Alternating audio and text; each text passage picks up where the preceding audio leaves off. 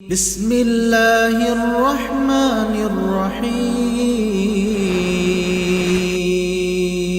السلام علیکم ورحمۃ اللہ وبرکاتہ۔ آج کے خطبے کا عنوان ہے رمضان کے بعد اطاعت۔ الحمدللہ والصلاۃ والسلام علی رسول اللہ۔ تمام تعریفیں اللہ تعالیٰ کے لیے ہیں، اسی نے اپنے بندوں کو عبادت میں استمرار کا حکم دیا۔ میں اس کا شکر بجا لاتا ہوں۔ میں گواہی دیتا ہوں کہ اللہ کے سوا کوئی بھی معبود برحق نہیں، وہ یکتا ہے، اکیلا ہے، اس کا کوئی شریک نہیں۔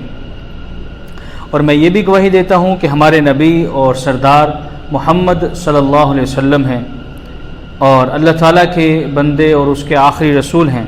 اللہ تعالیٰ آپ پر، آپ کی آل پر اور تمام صحابہ کرام پر ڈھیروں درود و سلامتی نازل فرمائے۔ حمد و ثنا کے بعد اے اللہ کے بندو، رحمتوں اور مغفرتوں سے بھرا ہوا مبارک مہینہ ختم ہو گیا ہے۔ اس بابرکت مہینے کے لمحات 11 ماہ کے لیے ہم سے رخصت ہو گئے ہیں۔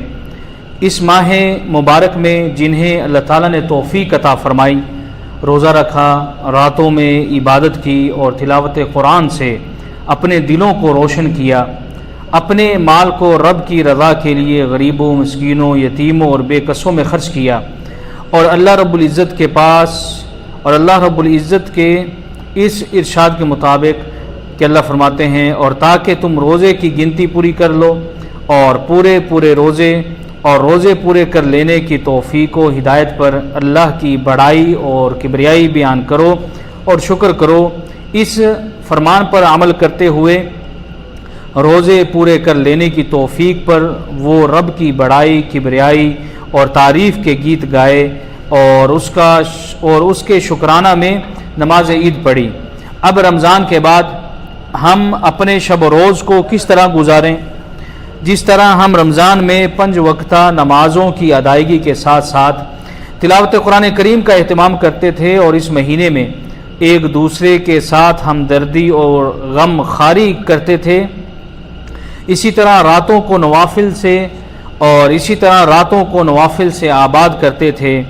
اس کے لیے رب العالمین سے گڑ گڑا کر دعائیں مانگیں کہ وہ ان عبادتوں پر ہمیں استقامت عطا فرمائے۔ فرمانے والی تعالیٰ ہے کہ وہ اپنے بندوں کو مخاطب ہو کر کہتا ہے کہ تم یہ دعا مانگو، اے ہمارے پروردگار، ہمارے دلوں کو ہدایت دینے کے بعد کج روی میں نہ مبتلا کر دے اور ہمیں اپنے پاس سے رحمت عطا فرما، بے شک تو بڑا عطا کرنے والا ہے۔ اما عائشہ صدیقہ رضی اللہ تعالیٰ عنہ فرماتی ہیں کہ میں نے رسول اللہ صلی اللہ علیہ وسلم سے اس آیت کے بارے میں پوچھا، جو آیت یہ ہے کہ جو لوگ نیک عمل کرتے ہوئے اس حال میں کہ ان کے دل کانپ رہے ہوتے ہیں کہ وہ اپنے رب کی طرف لوٹائے جائیں گے۔ اما عائشہ رضی اللہ تعالیٰ عنہ نے کہا کہ یہ وہ لوگ ہیں جو شراب پیتے ہیں اور چوری کرتے ہیں۔ آپ صلی اللہ علیہ وسلم نے فرمایا، نہیں اے بنت صدیق، لیکن یہ وہ لوگ ہیں جو روزہ رکھتے ہیں، نماز پڑھتے ہیں، صدقہ دیتے ہیں اور ڈرتے ہیں کہ کہیں یہ قبول نہ ہوں۔ یہ وہی لوگ ہیں جو نیکیوں کی طرف سبقت کرتے ہیں۔ حضرت علی ابن ابی طالب رضی اللہ تعالیٰ عنہ فرماتے ہیں کہ اہتمام کے ساتھ عمل کرنے سے بہتر ہے کہ عمل کی قبولیت کی فکر کی جائے۔ کیا آپ نے اللہ کا یہ قول نہیں سنا جس میں اللہ تعالیٰ ارشاد فرماتے ہیں، بلا شبہ اللہ تعالیٰ متقین کے اعمال قبول کرتا ہے۔ اور اللہ رب العزت نے جتنی عبادت کی توفیق بخشی اس پر اس کا شکر ادا کریں اور اس پر تکبر و غرور نہیں ہونا چاہیے۔ چنانچہ حضرت عبداللہ ابن عمر رضی اللہ عنہما فرمایا کرتے تھے، وہ عبادت جس سے انسان غرور و تکبر میں مبتلا ہو جائے، اس سے وہ گناہ بہتر ہے جسے کرنے کے بعد انسان کو پشیمانی اور پریشانی لاحق ہو۔ بلکہ ہمیں خوف لاحق رہنا چاہیے کہ مبادا یہ عبادتیں رب العالمین کے دربار میں شرف قبولیت پائی بھی ہیں یا نہیں۔ چنانچہ مومنین کا یہ حال ہوتا ہے۔ اللہ رب العزت نے قرآن مجید میں وہ حال کا نقشہ کھینچا ہے کہ وہ اللہ کے لیے جو کچھ دیتے ہیں اسے دیتے ہوئے ان کے دل خائف ہوتے ہیں، یعنی ڈر رہے ہوتے ہیں کہ بے شک انہیں اپنے رب کی طرف لوٹ کر جانا ہے۔ اے اللہ کے بندو، عبادت کی قبولیت کا معیار بہت بلند ہونا چاہیے۔ چنانچہ اگر دیکھنا ہو کہ کسی کی رمضان المبارک کی عبادت قبول ہوئی ہے یا نہیں، تو اس کے رمضان کے بعد والے اعمال دیکھو۔ اگر رمضان کے بعد بھی نیک اعمال پر اس کی استقامت اسی طرح باقی ہے جیسے ماہ رمضان میں تھی، تو سمجھ لو کہ اللہ تعالیٰ نے اس کی رمضان میں کی جانے والی عبادتوں اور اطاعتوں کو قبول فرما لیا ہے، جس کی وجہ سے اسے ان اعمال کو تسلسل کے ساتھ باقی رکھنے کی توفیق بھی عطا فرمائی ہے۔ اور جس کو دیکھو کہ رمضان کے بعد اس کے اعمال میں یک لخت فرق آ گیا ہے، وہ راہ ہدایت سے بھٹ کر پھر اسی راہ کا راہی اور مسافر بن چکا ہے جس پر کہ وہ ماہ رمضان المبارک سے پہلے گامزن تھا، تو سمجھ لو کہ اس کا شمار بھی انہی لوگوں میں سے ہے۔ اللہ تعالیٰ نے اس کی عبادات کو قبول نہیں کیا۔ چنانچہ ہم دیکھتے ہیں کہ رمضان المبارک میں مسجدیں تنگ ہو جاتی تھیں، مسجد کے اندر تو اندر بلکہ باہر بھی جگہ پانا مشکل ہوتا تھا۔ کتنے ایسے لوگ تھے، لیکن افسوس کہ رمضان کیا گیا کہ ان کی یہ عادتیں بھی ہوا ہو گئیں اور اب بھول کر بھی ان کے قدم مسجدوں کی طرف نہیں اٹھتے۔ اے اللہ کے بندو، رمضان کے بعد بھی عبادت بجا لاؤ، کیونکہ ان کی اہمیت سارا سال باقی رہتی ہے، جیسا کہ نوافل کی اہمیت۔ بندہ مومن رب کی رضا کا طلبگار رہتا ہے، وہ ہمیشہ اللہ کی رضا کو تلاش کرتا رہتا ہے اور اس کے لیے ہر وہ جتن کرتا ہے جس سے یہ مقصود حاصل ہوتا ہے۔ مومن فرائض کے ساتھ ساتھ نوافل کا بھی پابندی سے اہتمام کرتا ہے، جیسا کہ نبی کریم صلی اللہ علیہ وسلم کا فرمان ہے کہ آپ نے فرمایا، اللہ جل شانہ ارشاد فرماتے ہیں، فرائض کی ادائیگی کے ساتھ ساتھ میرا بندہ نفلی عبادت کے ذریعے اتنا قریب ہو جاتا ہے کہ میں اس سے محبت کرنے لگ جاتا ہوں۔ اسی طرح بندہ مومن نے رمضان المبارک میں فرض روزے رکھے، لیکن اس کا مطلب یہ نہیں کہ وہ روزے کا دروازہ آئندہ رمضان کے لیے اپنے اوپر بند کر دے، ایسا بالکل نہیں۔ مومن نفلی روزوں کی اہمیت کی وجہ سے اس عبادت کو سارا سال قائم رکھتا ہے۔ رسول اللہ صلی اللہ علیہ وسلم کا ارشاد گرامی ہے، آپ نے فرمایا، جو شخص اللہ کی راہ میں ایک روزہ رکھتا ہے، اللہ تعالیٰ اس کے بدلے اس کے اور جہنم کے درمیان 70 سال کا فاصلہ پیدا کر دیتے ہیں۔ اسی طرح شوال کے 6 روزے بھی ہیں۔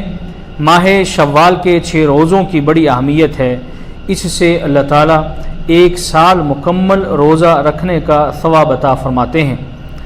رسول اللہ صلی اللہ علیہ وسلم نے ارشاد فرمایا، جس نے رمضان المبارک کے روزے رکھے پھر شوال کے 6 روزے بھی رکھے، گویا اس نے سال بھر کے روزے رکھے، کیونکہ اللہ تعالیٰ کا وعدہ ہے، جو شخص ایک نیکی کرے گا اسے اس کا 10 گنا زیادہ اضافہ اور اجر ملے گا۔ اس قانون الہی کے مطابق 1 ماہ کے روزے 10 ماہ کے برابر اور 6 دن کے روزے 2 ماہ کے برابر، تو یہ کل 12 یعنی پورے سال کے برابر روزے بنتے ہیں۔ یاد رہے کہ یہ روزے شوال کے پورے مہینے میں ایک ساتھ بھی اور وقفے سے بھی رکھے جا سکتے ہیں، کیونکہ حدیث پاک میں ایک ساتھ رکھنے یا ابتدائی مہینہ میں رکھنے کی کوئی قید موجود نہیں ہے۔ اللہ کے بندو، اسی طرح پیر اور جمعرات کا روزہ ہے۔ ان دونوں دنوں کے روزوں کی بھی احادیث میں بڑی فضیلت آئی ہے۔ چنانچہ رسول اللہ صلی اللہ علیہ وسلم کا ارشاد گرامی ہے، آپ نے فرمایا، ہر پیر اور جمعرات کو اعمال اللہ تعالیٰ کی بارگاہ میں پیش کیے جاتے ہیں، میں چاہتا ہوں کہ میرے اعمال روزے کی حالت میں پیش ہوں۔ اسی طرح ایام بیز کے روزے بھی ہیں، یعنی ہر قمری مہینے کی 13، 14 اور 15 تاریخ کو ایام بیز کہتے ہیں، کیونکہ ان دنوں کی راتیں چاندنی کی شباب کی وجہ سے روشنی ہوتی ہیں۔ ان دنوں کے روزوں کی بھی بڑی فضیلت آئی ہے۔ چنانچہ رسول اللہ صلی اللہ علیہ وسلم نے ارشاد فرمایا،